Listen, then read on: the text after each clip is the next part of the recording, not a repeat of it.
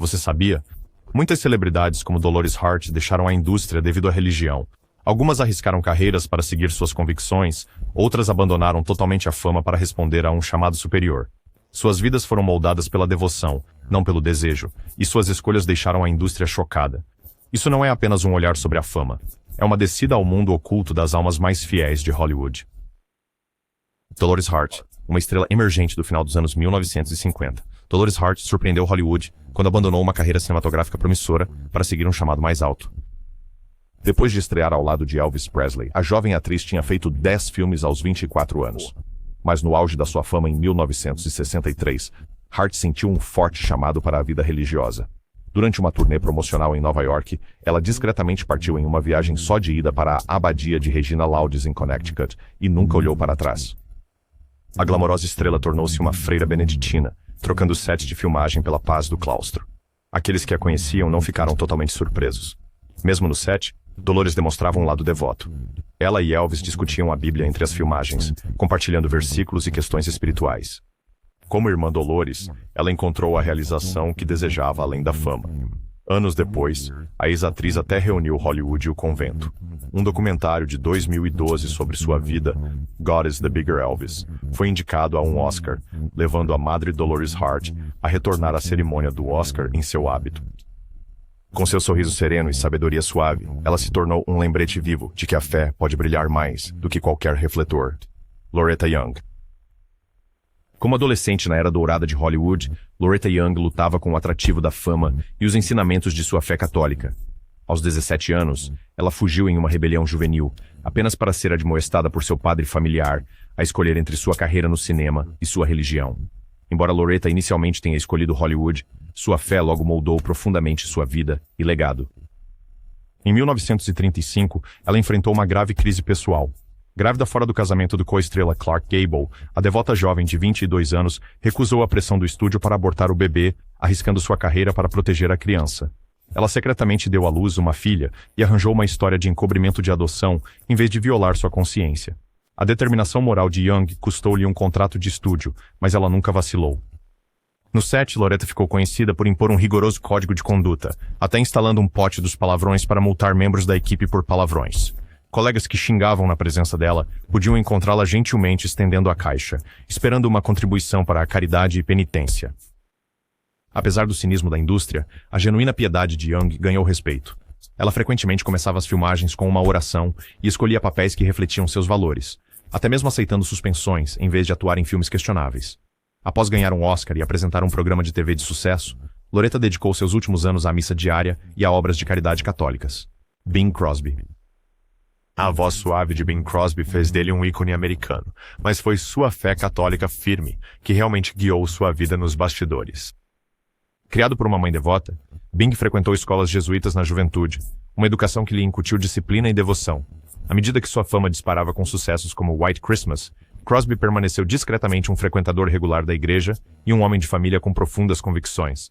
Hollywood notou sua imagem íntegra, escalando-o para interpretar o Padre O'Malley, o amável sacerdote em Going My Way. O papel lhe rendeu um Oscar e solidificou sua reputação como um dos católicos mais devotos de Hollywood. Não era apenas uma atuação. Crosby genuinamente abraçava as virtudes que retratava. Quando ele se casou, ele permaneceu casado, observou um biógrafo sobre o compromisso de Bing com o sacramento. Ele recebeu 7 filhos e os criou na igreja, insistindo na oração antes das refeições e na missa aos domingos, mesmo em meio a um estilo de vida glamouroso em Hollywood. Em 1935, no auge da sua fama inicial, Bing gravou o hino Noite Feliz, sob a condição de que todos os royalties fossem para a caridade, uma decisão que dizia muito sobre sua consciência. Décadas depois, o mundo foi lembrado da humilde fé de Crosby, quando ele morreu após uma partida de golfe em 1977. Ele deixou instruções para uma simples missa de funeral católico, fechada ao público, evitando qualquer fanfarra repleta de estrelas. Jimmy Stewart. A persona de homem comum e saudável de Jimmy Stewart nas telas refletia uma fé profundamente enraizada fora delas. Nascido em uma família presbiteriana devota em uma pequena cidade da Pensilvânia, Stewart foi criado por um pai que cantava no coro da igreja e lhe ensinou a importância da oração. Ao longo de sua vida, o ator de voz suave permaneceu frequentador regular da igreja e manteve a forte moralidade que o cativava aos americanos. A fé de Stewart realmente o estabilizou durante a Segunda Guerra Mundial, quando serviu como piloto de bombardeiro em missões de combate aterrorizantes. Ao partir para a guerra em 1941, seu pai colocou uma cópia bastante usada do Salmo 91 no bolso do casaco de Jimmy com uma nota. Estou contando com a cópia anexada do Salmo 91. Tenho certeza de que Deus o guiará por este mundo louco. A Wasp by Brown. Esses versos de proteção tornaram-se o companheiro constante de Stuart nos céus. Após a guerra, ele voltou a atuar com uma nova perspectiva. No set de A Felicidade Não Se Compra, filmando a famosa cena da oração desesperada de George Bailey, Stuart foi inesperadamente tomado pela emoção. Ao pronunciar aquelas palavras, sentiu a solidão e o desespero das pessoas sem ter para onde ir, e seus olhos se encheram de lágrimas. A emoção genuína que o público vê naquele momento crucial era o próprio Jimmy, movido pela força daquela oração. Stuart levou essa reverência para a vida em tempos de paz, servindo como ancião em sua igreja presbiteriana, e até escrevendo poesias sinceras sobre seu cachorro, que também eram reflexões sobre fé e amor. Barbara Stanwyck. A vida de Barbara Stanwyck foi marcada por dificuldades e resiliência, e por uma crença de que, como ela disse certa vez, devemos acreditar em Deus ou não teremos mundo. Pelmotes Beipel Parish Varis. Órfã na infância e moldada por uma educação à la Dickens, Stanwyck aprendeu a confiar em sua força interior e fé desde cedo.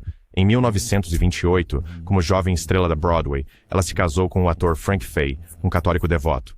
Pelo amor a ele, Barbara converteu-se ao catolicismo romano. Embora aquele casamento tumultuado tenha terminado em 1935, a semente espiritual já havia sido plantada. Nos anos 1950, durante a série de rádio This I Believe, Stanwyck escreveu um ensaio, revelando como a fé a sustentou durante as provações.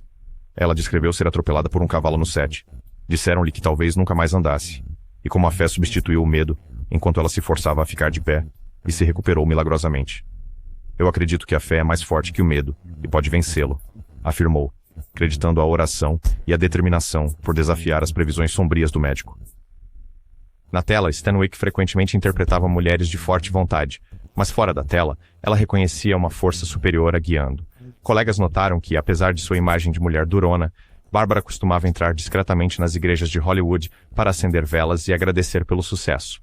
Em seus anos mais tarde, ela se dedicou a trabalhos de caridade discretos, refletindo o lado compassivo de uma estrela conhecida por papéis endurecidos. A jornada de Barbara Stanwyck foi complexa. Ela não demonstrava sua piedade ostensivamente, mas aqueles mais próximos sentiam a influência constante de sua fé privada. Em suas próprias palavras, acreditar em Deus era essencial. A espinha dorsal invisível que tornava esta mulher ferozmente independente e inquebrável. Spencer Tracy. A consciência de Spencer Tracy foi moldada por uma forte fé católica e uma boa dose de culpa católica que o seguiu ao longo de sua vida. Educado por professores jesuítas na juventude, Tracy chegou a considerar o sacerdócio antes de ser picado pelo bichinho da atuação. Ele alcançou a fama como um dos melhores atores de Hollywood, mas nunca deixou de lado a influência da igreja em suas decisões pessoais. Em 1923, Tracy casou-se com Louise Treadwell em uma cerimônia católica, e mesmo quando o relacionamento deles se desgastou ao longo dos anos, ele se recusou a quebrar o laço matrimonial. O divórcio não era uma opção para Spencer, um católico rigoroso que acreditava profundamente no voto até que a morte nos separe, e assim ele permaneceu legalmente casado com Louise até seu último dia. Essa convicção moral projetou uma longa sombra sobre o celebrado romance de longa data de Tracy com Katharine Hepburn. Sua fé não permitia o reconhecimento público do amor deles, nem o fim de seu primeiro casamento.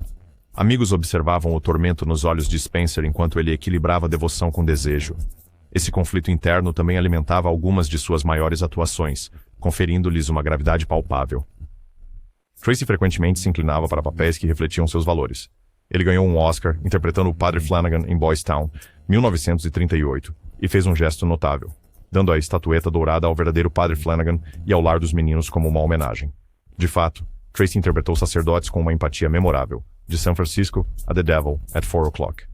Aqueles que o conheciam bem dizem que Spencer encontrava consolo no confessionário e na missa diária, especialmente nos últimos anos, quando a saúde frágil o ameaçava. Jane Wyman. A jornada de Jane Wyman levou-a do estrelato em Hollywood à devoção católica sincera na meia-idade. A atriz ganhadora do Oscar e primeira esposa de Ronald Reagan converteu-se ao catolicismo romano como adulta em 1953, uma experiência que ela abraçou com determinação característica. Wyman tornou-se uma terceira ordem dominicana, um membro leigo associado à ordem dominicana, e era tão fervorosa em sua nova fé que foi enterrada usando o hábito de uma freira dominicana décadas depois. Sua conversão seguiu-se a um período de turbulência pessoal. 2 divórcios e a perda trágica de sua filha bebê deixaram Jane em busca de um significado mais profundo. Ela encontrou na Igreja Católica. Depois de adotar a fé, Wyman, famosa por nunca se casar novamente, escolheu viver segundo os ensinamentos da Igreja sobre a indissolubilidade do casamento. Em vez disso, dedicou suas energias à caridade. Paroquianos na igreja dela, em Palm Desert, frequentemente viam Jane rezando silenciosamente na missa diária. Ela doou $100.000 para construir sua igreja local da Paróquia do Sagrado Coração e era conhecida por financiar escolas e hospitais católicos anonimamente. Em Hollywood, a glamourosa atriz incorporou suas crenças em seu trabalho. Ela produziu e estrelou projetos edificantes e, mais tarde, apresentou um programa de televisão de sucesso, garantindo que cada episódio terminasse com uma mensagem moral. Nos anos 1980, Wyman voltou ao olhar do público interpretando uma matriarca em um drama de horário nobre, mas ela insistiu em manter a dignidade e evitar qualquer conteúdo lascivo na série. Anne Blyth. Anne Blyth, conhecida por seus papéis suaves e voz de canto angelical, construiu sua carreira em uma base de fé católica. Ela foi criada por uma mãe irlandesa católica devota e permaneceu uma católica devota por toda a vida. Hollywood na década de 1940 poderia ser um campo minado moral, mas Blythe navegou por ele com graça e princípios. Enquanto ela alcançou a fama interpretando a venenosa filha Veda em Mildred Pierce, fora das telas, o comportamento de Anne era o oposto polar, gentil, humilde e devoto. Ela se tornou parte de uma colônia unida de atores católicos em Hollywood. Ao lado de amigas como Irene Dunn e Loretta Young, Blythe participou do Catholic Actors Guild e emprestou seus talentos à mídia religiosa. No programa de rádio Family Theater, criado para promover a oração em família, Anne Blythe fez aparições frequentes, até mesmo interpretando a Virgem Maria em um drama de natividade de 1949 com sua voz clara e lírica. Mais tarde, ela participou de discussões na televisão para uma organização baseada na fé que defendia a alfabetização juvenil e o lema "A família que reza unida, permanece unida". Em 1953, Anne casou-se com o Dr. James McNulty em uma cerimônia de casamento católica deslumbrante, e juntos criaram 5 filhos, reforçando sua crença de que sua vocação como esposa e mãe vinha em primeiro lugar. Os executivos do estúdio sabiam que Blythe rejeitaria roteiros que entrassem em conflito com sua moral. Ela não tinha interesse em escândalos ou papéis arriscados. Irene Dunn. Irene Dunn carregava-se com uma graça quase régia, sustentada por uma devoção diária à sua fé católica. Apelidada de a primeira dama de Hollywood, Dunn era tão famosa por seu caráter refinado fora das telas, quanto por suas 5 atuações indicadas ao Oscar. Católica de berço nascida no Kentucky, Irene permaneceu uma leiga católica devota por toda a vida. Ela tornou-se uma comungante diária, assistindo à missa todas as manhãs para receber a Eucaristia. Mesmo no auge de sua carreira nas décadas de 1930 e 1940, quando brilhava nas telas em clássicos como The Awful Truth e I Remember Mama, Dunn nunca faltou aos serviços de domingo em sua paróquia em Beverly Hills. Colegas muitas vezes a viam rezando silenciosamente no set, antes de uma cena difícil. Uma vez, ela recusou um papel porque exigia um figurino ousado, dizendo que isso trairia seu senso de modéstia. Além de Hollywood, Irene Dunn colocou sua fé em ação. Em 1949, ela foi premiada com uma medalha prestigiosa por uma importante universidade católica como a Leiga Notável do Ano, um reconhecimento por suas obras de caridade e vida exemplar. Mais tarde, ela foi homenageada pelo Papa por seu serviço à Igreja. Depois de se retirar dos filmes, Dunn foi nomeada pelo presidente como delegada dos Estados Unidos para as Nações Unidas, onde sua defesa do alívio aos refugiados refletiu sua compaixão e senso de responsabilidade global. Pat O'Brien. Pat O'Brien frequentemente interpretava padres na tela, um paralelo apropriado à sua própria vida devota. O ator jovial irlandês-americano, mais lembrado como o caloroso Padre Connolly em Angels with Dirty Faces, e o treinador de futebol americano real, Knut Rockne, em Knut Rockne, All-American, manteve firme sua fé ao longo de 50 anos no entretenimento. "Minha fé é minha vida", escreveu O'Brien uma vez, de forma simples. Criado em um lar católico rigoroso em Milwaukee, Pat permaneceu um coroinha de coração, mesmo ao se tornar uma estrela de personagens de Hollywood. Ele foi um membro fundador da Guilda dos Atores Católicos e ativo em obras de caridade católicas, emprestando seu nome famoso a causas que iam de orfanatos a campanhas de títulos de guerra. Nos sets de filmagem, O'Brien ganhou a reputação de organizar encontros de oração improvisados e encorajar jovens co-estrelas a manter a fé no competitivo mundo do cinema. Em casa, ele e sua esposa criaram 4 filhos com rosários em família todas as noites. Pat acreditou a estabilidade de seu casamento de mais de 50 anos, a devoção compartilhada. Mesmo quando a era de ouro de Hollywood desapareceu, a fé de O'Brien continuou brilhando intensamente. Em 1953, ele publicou um artigo testemunhando que a oração que sua mãe lhe ensinou quando criança estabeleceu o padrão para viver toda a sua vida. Ele frequentemente dizia que não trocaria sua fé católica por todas as recompensas do mundo. Rosalind Russell. Rosalind Russell moveu-se sem esforço entre comédias de ação rápida e dramas elegantes, mas nos bastidores ela se apoiava na fé durante as provações da vida. Nascida em uma família católica irlandesa-americana em Connecticut, Ross foi educada por freiras na faculdade e solidificou sua base devota. Durante a década de 1940, Russell foi uma das atrizes mais populares de Hollywood, mas sempre permaneceu uma devota católica e uma paroquiana ativa em Beverly Hills. Em seu auge, Rosalind ganhou múltiplos prêmios, mas nunca deixou que a fama eclipsasse suas crenças. Ela ajudou a fundar o Catholic Motion Picture Guild ao lado de colegas como Loretta Young e sempre arranjava tempo para rezar no set. Durante a Segunda Guerra Mundial, Rosalind e seu marido acolheram um menino refugiado dinamarquês, um ato de caridade inspirado por sua fé. Em 1946, Russell estrelou um drama cujos temas de serviço e sacrifício ressoaram com ela. Mais tarde na vida, quando interpretou uma madre superiora ao lado de Hayley Mills, Rosalind infundiu a personagem com a cordialidade inspirada nas freiras que admirava na vida real. Fora das telas, Russell enfrentou suas próprias dificuldades, uma longa batalha contra a artrite reumatoide e uma luta contra o câncer de mama. Ela atribuiu à oração e à sua forte crença católica a fonte de sua força. "Eu acredito no poder da fé quando as coisas parecem sem esperança", disse ela a um repórter durante um momento difícil, lembrando como um marido agnóstico de uma amiga encontrou Deus após sobreviver a uma queda de avião, uma história que ela compartilhou em uma revista cristã. Em 1973, a Academia homenageou Rosalind Russell com um prêmio humanitário pelo seu trabalho de caridade, Gary Cooper. Gary Cooper, o cowboy lacônico de inúmeros westerns, passou por uma profunda transformação espiritual em seus últimos anos. Durante a maior parte de sua carreira, Cooper foi visto como um homem entre os homens, um ocidental alto e quieto que incorporava a determinação americana em filmes como Matar ou Morrer e Sargento York. No entanto, em privado, Cooper lutava com turbulências pessoais nos anos 50. Ele havia sido criado com uma formação protestante simples em Montana, mas a fé não tinha sido central em sua vida adulta. Isso começou a mudar depois de uma viagem fatídica a Roma. Em 1953, enquanto estava na Itália para promover um filme, Cooper levou sua esposa e filha ao Vaticano. Conhecer o Papa e visitar locais sagrados despertou algo nele. À medida que os anos passaram, o ator, que havia se desviado no casamento e sofrido úlceras devido ao estresse, começou a buscar consolo além das luzes vazias de Hollywood. Ele começou a frequentar a igreja com sua família mais regularmente, sentando-se no banco de trás, de cabeça baixa. Sua filha mais tarde observou que ele fez isso por sua própria vontade, buscando um pouco mais de estabilidade na vida. Em abril de 1959, aos 57 anos, Gary Cooper deu o passo transformador de ser batizado e de entrar formalmente na Igreja Católica Romana. Ele disse aos amigos que foi a melhor coisa que já fez e se perguntava por que não tinha feito isso antes. A conversão trouxe a Cooper uma paz palpável. Não muito tempo depois, ele foi diagnosticado com câncer. À medida que sua saúde piorava, o recém-convertido católico demonstrou uma graça notável. O que mais o ajudou foi a sua religião, disse sua esposa sobre esses dias difíceis. Acamado, Cooper rezava o rosário e fazia sua confissão. "Sei que o que está acontecendo é a vontade de Deus. Não tenho medo do futuro", disse calmamente à sua família. Rock Hudson.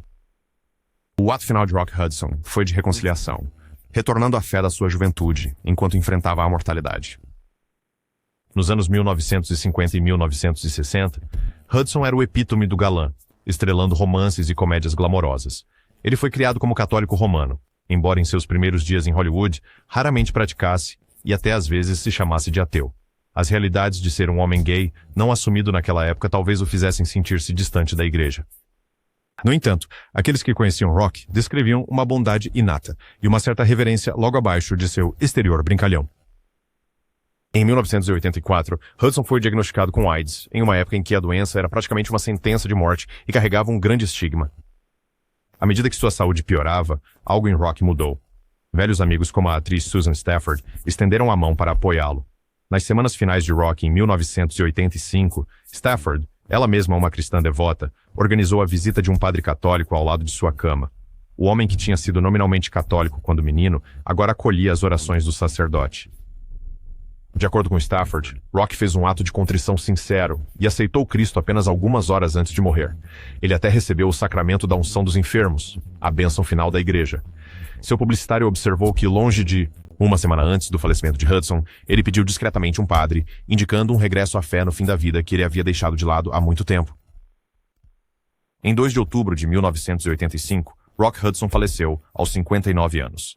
Em seu funeral em Los Angeles, havia tantos enfermeiros e padres quanto estrelas de cinema presentes, todos rezando pelo homem gentil que havia redescoberto a esperança em Deus no final. Claudette Colbert. Claudette Colbert, elegante e espirituosa, viveu discretamente de acordo com os valores incutidos por sua educação católica.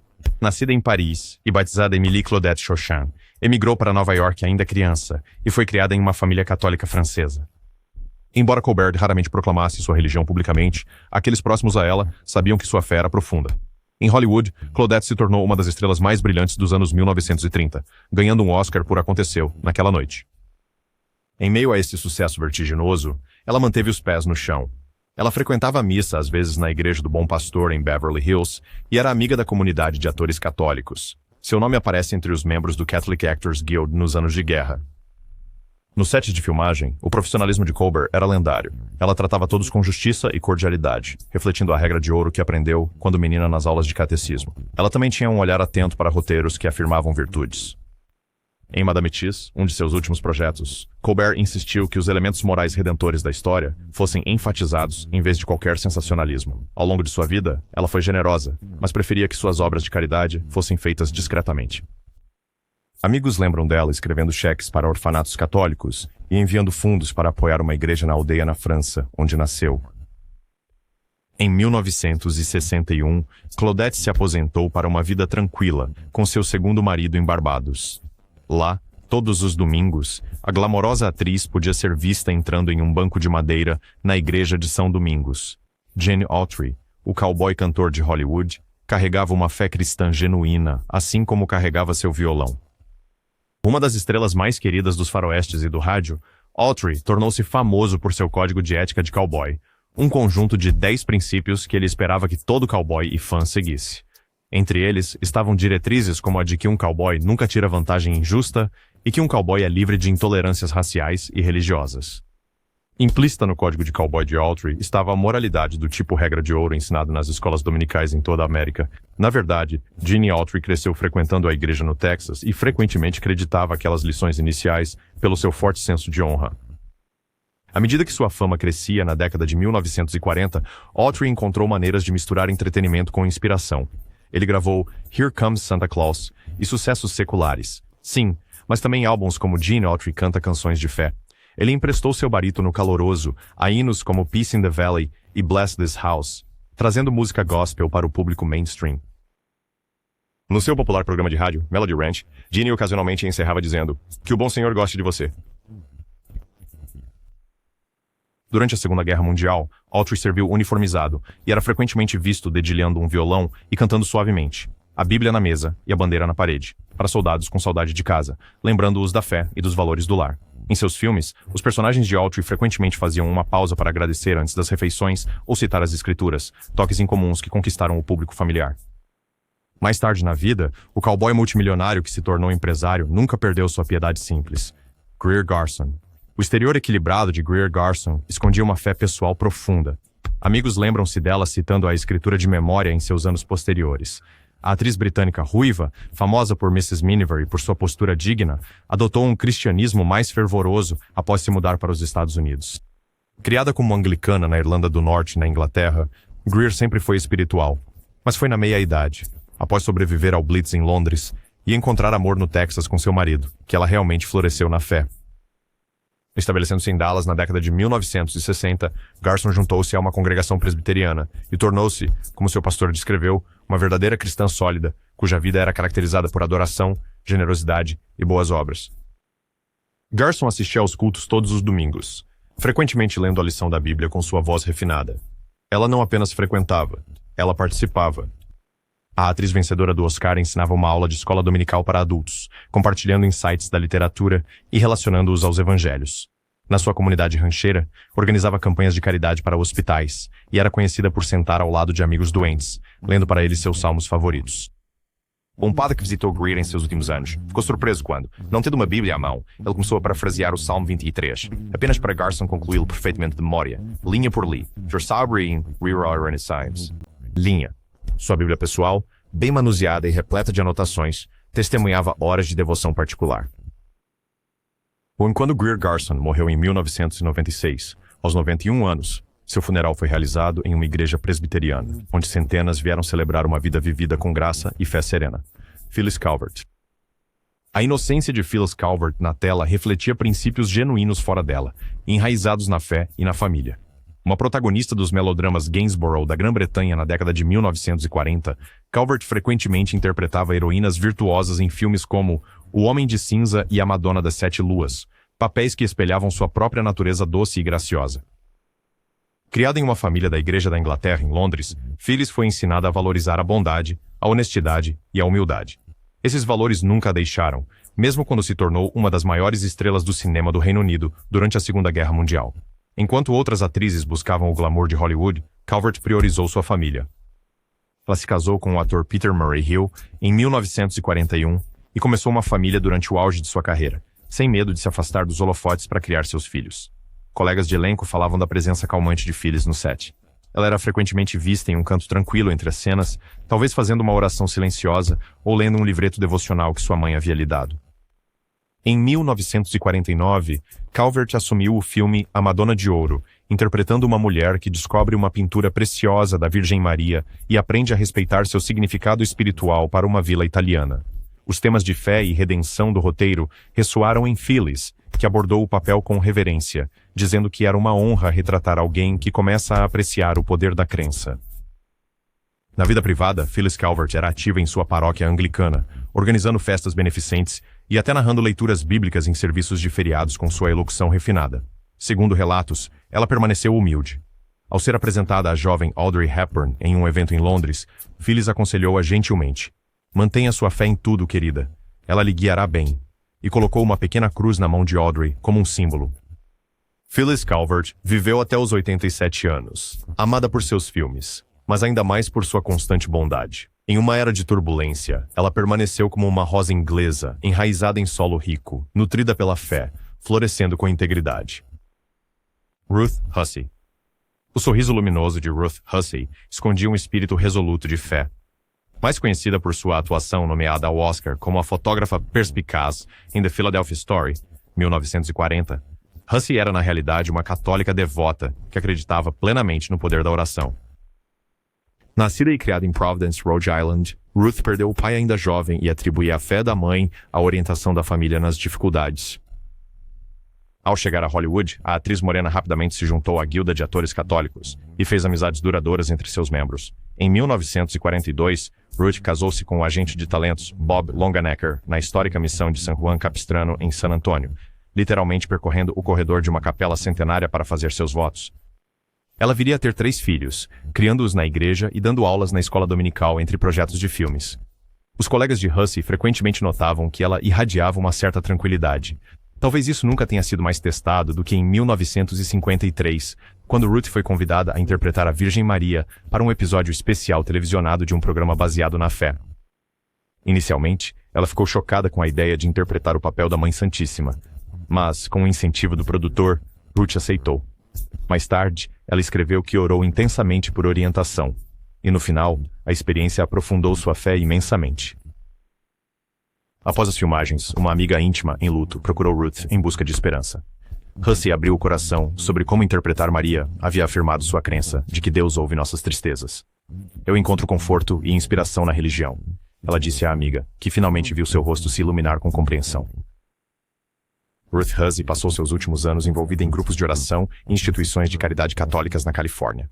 Quando ela morreu em 2005, aos 93 anos, sua missa fúnebre estava cheia de familiares e amigos, cantando seu hino favorito, o Magnificat, "Minha alma engrandece o Senhor". Era a mesma canção que Maria canta nas Escrituras, palavras adequadas para celebrar a alma de uma mulher que engrandeceu o amor de Deus em tudo que fez. June Haver. O estrelato de June Haver, na década de 1940 como uma jovem prodígio musical de voz dourada, a posicionou como a herdeira de Betty Grable na 20th Century Fox. Mas aos 26 anos, ela chocou a indústria ao se afastar, escolhendo um convento em vez de Hollywood.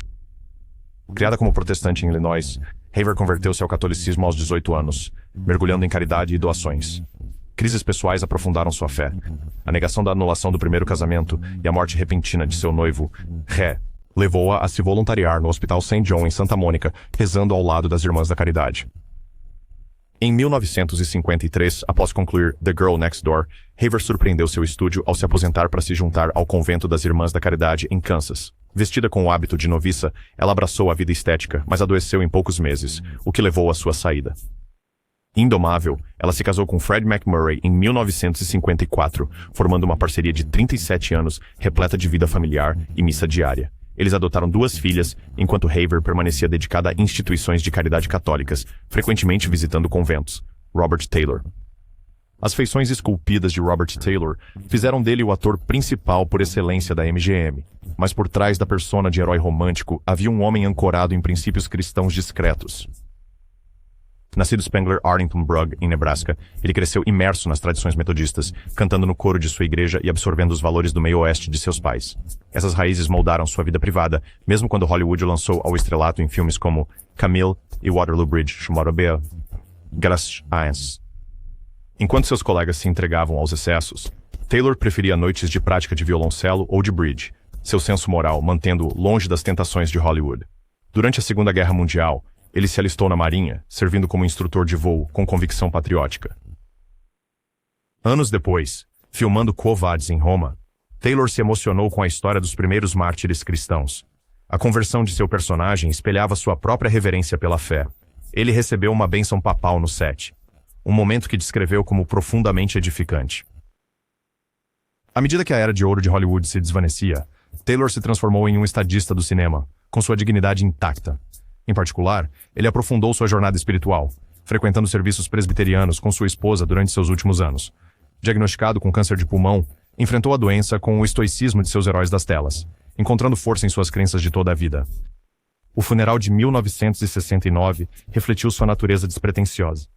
Um simples serviço na igreja de Westwood com hinos como Abide With Me. Sem espetáculo, apenas escritura e silenciosa lembrança. Em uma era de mudança de valores, a vida de Robert Taylor permaneceu um testemunho de integridade duradoura, provando que a fé pode coexistir com a fama. O educado garoto de Nebraska, moldado pelos bancos da igreja e pelas virtudes familiares, nunca realmente partiu. Ele simplesmente aprendeu a navegar pelo estrelato sem perder sua alma.